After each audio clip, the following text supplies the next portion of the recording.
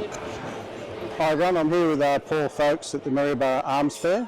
There's been a lot of concern lately in the industry about PTAs and some of the higher calibers that they're getting knocked back by weapons registry. So Paul is quite an expert in the field of all this stuff.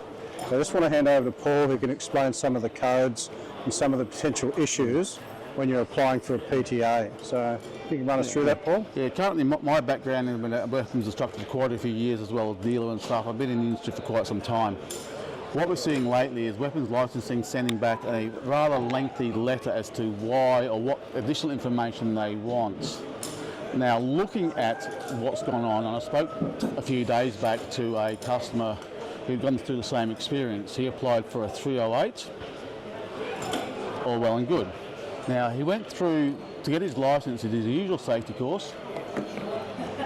He then went through one of the major shooting organisations, SSAA, Shooters Union, or whatever it is. And when he applied for his license, he put their membership there. Subsequently, what they usually do is they subsequently issue a license either with the condition codes RE1, SC1 and SC2.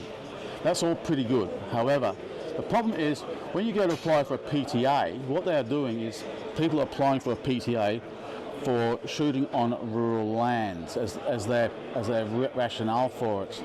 Now, every weapons license has condition codes, and if you take the time to look up the system, there's a couple of hundred possible weapons codes. Occupational ones, prime producer ones, armourers, pest controllers, all this type of thing. There's lots of them. Now, what you have to consider is if you're having a firearm, you need to use that firearm within those condition codes. Now, what I can see is happening at the moment is weapons licensing are saying, okay, old mate has applied for PTA. As his basis for holding his license is used a sporting club, but he now wants to go and do hunting on recreational lands or shooting on recreational lands, which that condition code has never had any supporting evidence for. What we've always done in the courses we run, and I put some 3,000 people through various courses, including collectors and everything else. When you do your condition codes or your license application, make sure you do really support how and where you're going to do it. Providing club membership is one thing, but it does not necessarily give you approval to automatically go and shoot on rural lands. RE1 says shoot on rural lands with express consent. Now, if you look at the legal aspect of express consent, it means verbal or written. Weapons licensing can't take a verbal approval. There's no way of doing it. So effectively what you come down to then is providing the evidence of your genuine reason by the Annexure 1, which talks about recreational shooting.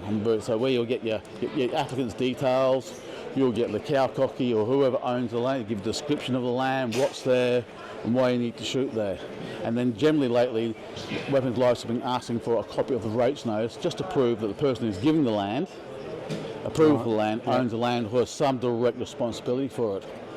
So what's happening now is these people are applying for permits to acquire and unknowingly doing it to shoot on rural lands without any supporting documents to approve them on that land. Now, I don't hold anyone really responsible. However, what I do think is that instructors like myself should be really concentrating on the condition codes and what they mean and how they should be approached. For example, when we do our courses, unfortunately we're predominantly rural and not many people join clubs. They all have a mate or someone with property here or there. You know, I've got hundreds of potential properties for me to go and shoot on. Plus I've got my own property. So it's never been really a problem for me. But say someone in the city who doesn't have those contacts will find it hard. Other options will be made, okay, you're going on a organised shoot, say for deer through the Brisbane Valley. That you provide a copy of your details for that purpose. All that is well and good, but weapons licenses still have the option of restricting that firearm. And there's been a lot said about writing their own rules and stuff. Well, I don't think that's actually the case. There's been no change in legislation. There's only at all, the legislation has not changed, but I think perhaps at the moment they're just getting a little bit more specific on the intended use of these firearms. It's within the current legislation, which is unfortunate. It's not an open slather agreement. So if you are applying for your licence, by all means, join one of your clubs, and there's quite a few of them around the place. But also be wary of, if you do want to go and shoot pigs and bits and pieces, rabbits, hippopotamus, elephants on rural lands, whatever the case may be, deer is the other one. Make sure you cover your bases and provide that supportive evidence. Change the condition code, change the conditions, easy for them to submit. It's really expensive, about $10, so it's not going to break the bank, and it just might save you a bit of grief in the long run.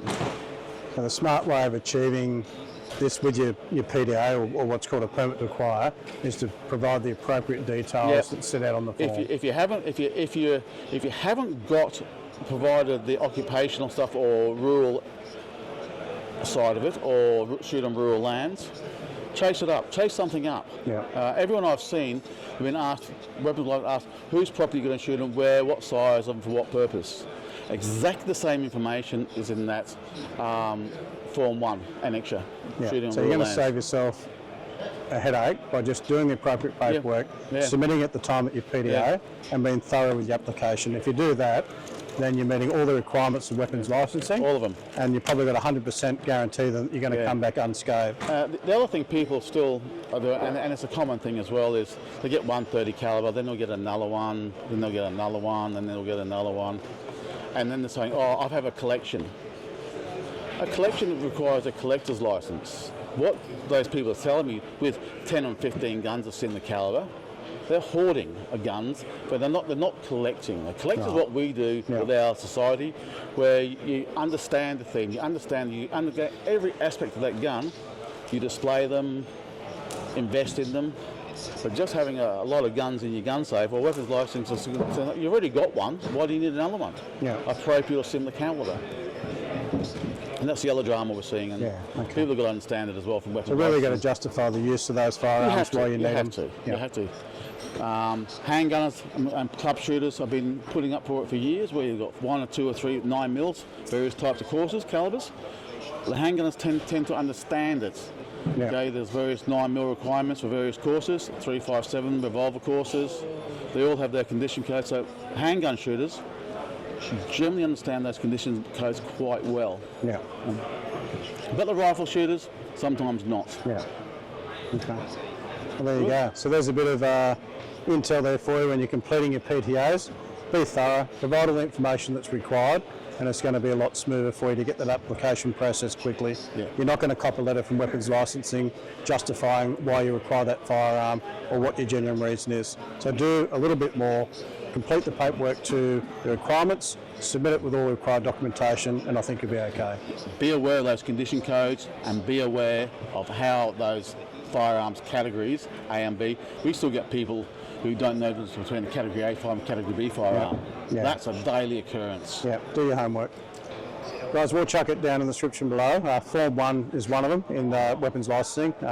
Jump onto the weapons licensing website through the Queensland government site, and then we'll put that in the description down below for you so you can track your way through all the forms that you need to complete when you actually put in your PTA, when you're choosing certain calibers or certain conditions. You need to expressly explain what code you require. So we'll put that in the description for you so you can have a look. Thanks, everyone. All good. Too easy? Thanks, mate. All good. Thanks, Paul. Thanks for your time today, and thanks for a cracker event. The next event is Toowoomba. Dates will be on our website, also on Queensland Arms Fair.